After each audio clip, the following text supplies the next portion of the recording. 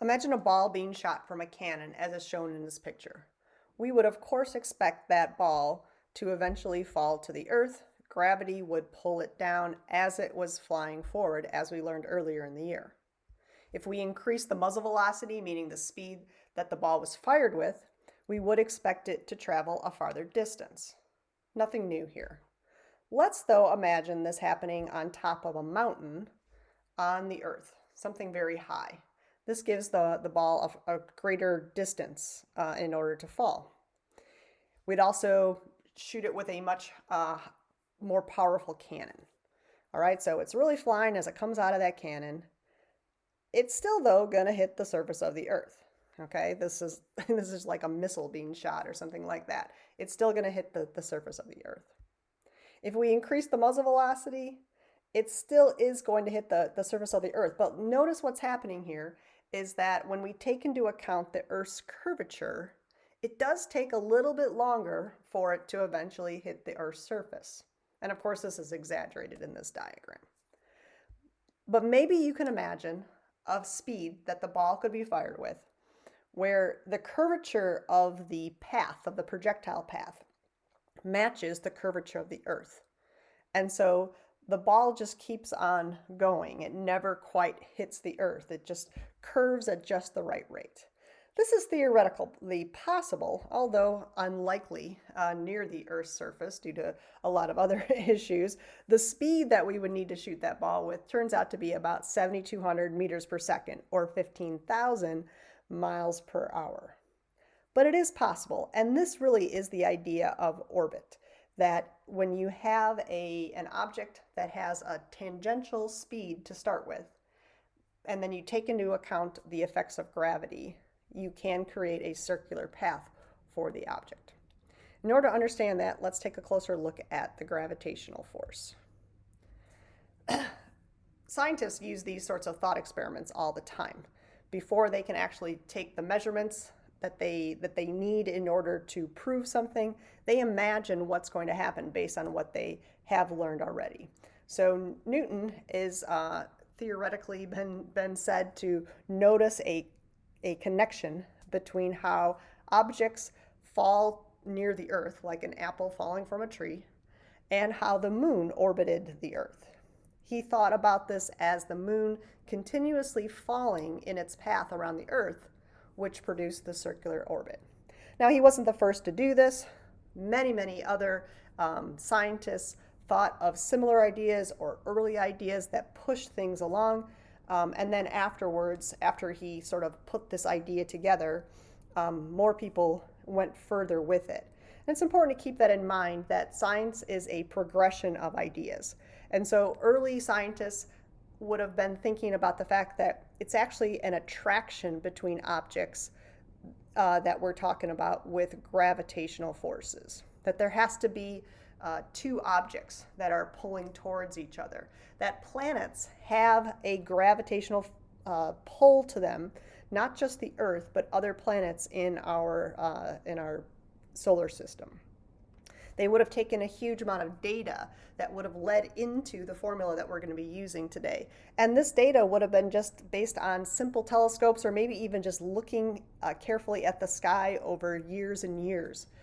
So that all led to Newton then inventing a new mathematics, calculus, in order to prove what we're going to see later is an inverse square relationship. Didn't stop there. There would have been more data. We are continuously trying to better understand things like gravity, but it would have eventually led to the full formula that we're going to talk about today. This is the law of universal gravitation. It relates masses that are somewhat near each other in general, and how their attraction can be given a value based on this formula. It's kind of a weird idea that any two masses will attract towards each other. For instance, if you are, say, sitting nearby a table, you are attracted to that table, regardless of what you think of it. There's an attraction between all masses. You attract the table, and the table attracts you. And it actually is the exact same amount of force of attraction between the two objects. So we're going to use F sub g as the force of gravity. A lot of times we'll switch to a capital G here rather than our little g before, just to kind of indicate it's this more formal version of the force of gravity. But it does end up being just the same formula we used before if you're near the surface of the Earth. Remember that force of gravity can also refer to something's weight. The force of gravity actually depends on both masses that are involved. So the mass of the planet typically, and also the mass of the object that we're often considering. So we can call those M1 and M2. Sometimes we'll call them little m and big M. It's just some sort of indication that there are two masses.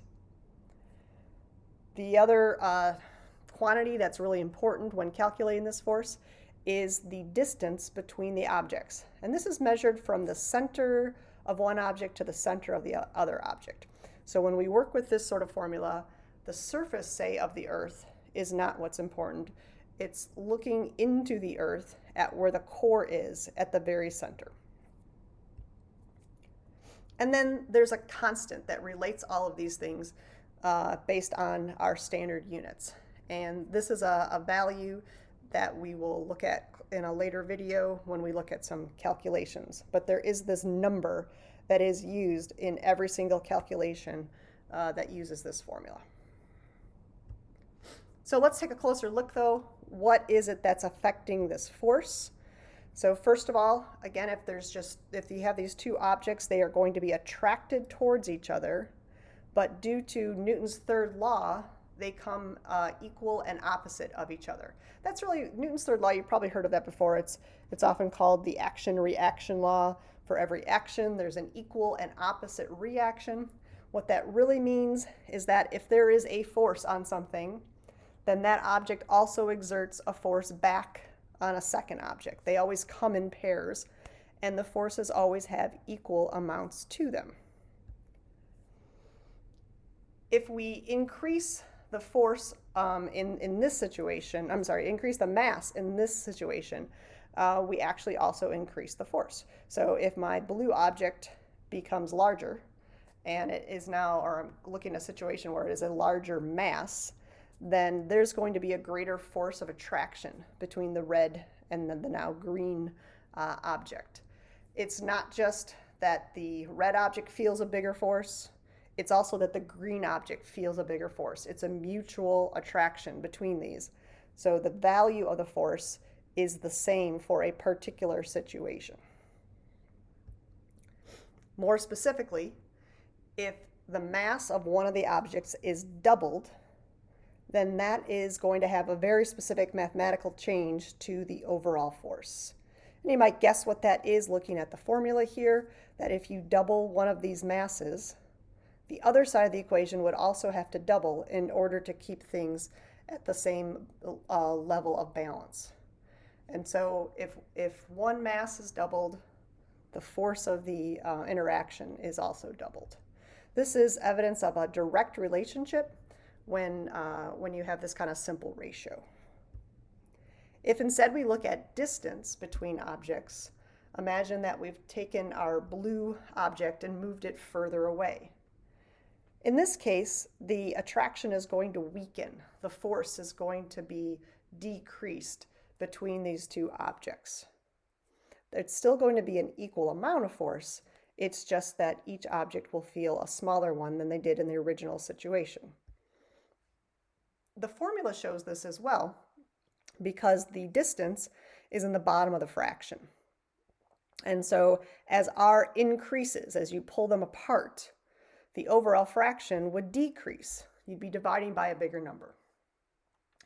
But more specifically, you're dividing by R squared.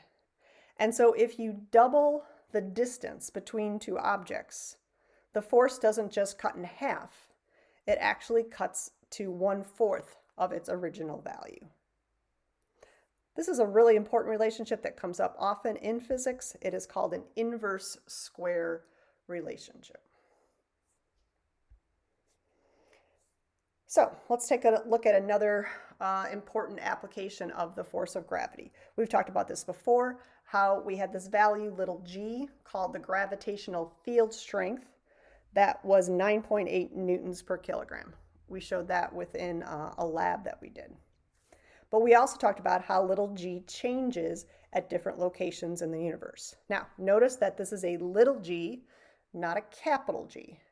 The capital G in the previous formula is a true constant. It is the same value at every place in the universe.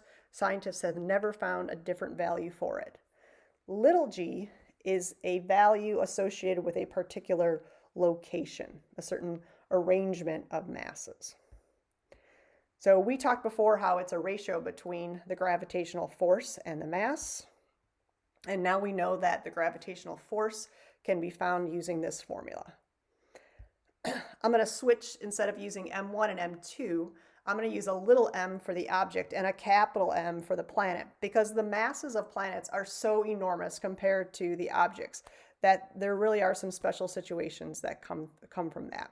For instance, a typical person has a mass of maybe 50 to 100 kilograms. The mass of our Earth is on the order of 10 to the 24th kilograms. Absolutely enormous. So there is a real significant difference between M1 and M2 in a lot of situations. If we take a look at that formula for little g and put in this formula for the gravitational force, we can notice that the mass of the object actually doesn't matter. We saw that before, how the value of little g is independent of the object itself. But now we see that it does depend on the mass of the thing that's pulling the planet, and then also the distance that an object is from the planet. So if we're on Earth, but we're pretty near the Earth, near sea level and so forth, we find that little g is 9.8, like we've talked about. On Mars, there's a different mass involved, because this would be the mass of Mars instead, and this r would be the radius of Mars instead. And so the value of g is different. So both of those things go into affecting the strength of gravity on a particular planet. But even here on Earth, you're going to see a few differences. So for instance, if you were to go to Mount Everest, you would see a very slight difference in the value of little g. Things would fall to the Earth just a little bit slower, but not much. That is due to changes in r. You are further away from the center of Earth, and so the value of little g will go down a little bit. Now, some people think that if you go out into space, that the strength of gravity goes down to 0. In fact, that's not true at all. For instance, the people who are on the International Space Station that is orbiting around the Earth, they feel a strength of gravity of about 8.7 newtons per kilogram, nowhere near 0. They seem to float, or they do float, for a different reason. Not because gravity is suddenly non-existent, but because of the act of orbiting, in fact. Again, notice that g still is independent of the mass of the object. All right, so looking at the International Space Station, this value of 8.7 is actually its centripetal acceleration. And that, combined with the velocity of the space station, allows people to float. They are floating not again because gravity is 0, but because the spaceship itself is also falling towards the Earth in the same way that they are falling towards the Earth. They feel the same acceleration, and so there's a normal force missing. There's nothing pushing on them. That is actually what gives us our sense of weight. All right, so we talked about this before, how something that is shot at a certain speed can actually orbit around the Earth. Let's look at this a little bit more carefully in terms of that value of speed. So in this case, the force that an object would feel while it's in orbit would equal its mass times acceleration. We know its gravitational force now, based on the formula we've been learning about. And we've learned before that if you're going in a circle, the acceleration is v squared over r. Putting this all together, we can actually come up with a relationship for the orbital speed. Notice that the orbital speed depends on the distance that something is away from the planet. So there's a specific relationship between V and R. Also notice that, or remember, that R is not measured from the surface of the Earth. It's actually from the center of the Earth. And then see again that the mass of the object doesn't actually matter. So the space shuttle and the people on the space shuttle, or the ISS, they are going to have the same speed, the same orbital speed, and that allows them to sort of move together. The mass of the object doesn't actually matter, only the mass of the planet.